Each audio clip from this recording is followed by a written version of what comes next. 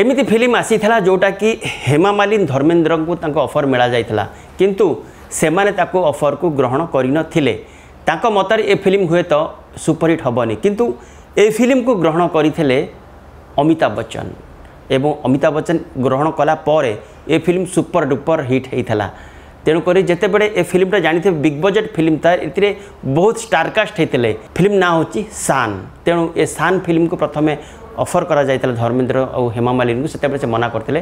तापरे अमिताभ बच्चन ताको रोल करते सहित ए फिल्म रे भल कैरेक्टर करते अवार्ड मिलता। सहित जिते बड़े धर्मेंद्र हेमा मालिनी गोटे इंटरव्यू कहले कि आमको ए फिल्म ऑफर मिलता किंतु आम जानी नथिलु कि ए फिल्मटा एते हाईलाइट हम बोली। तेणु तांको कहवा कथा केते बड़े को फिल्म क्या केते बड़े उच्च को नहीं जाए सेटा कि कहि पारिबनि केते बड़े भाग्यदेवी तांको पर प्रसन्न हो जाए सेटा कहि होबनि। तेणु हुए तो से फिल्म तांको भाग्य रे नथिला। तेणुक से कहले एइटा ही जोटा सिग्नेचर फिल्म कहबा आमे अमिताभ बच्चन कर।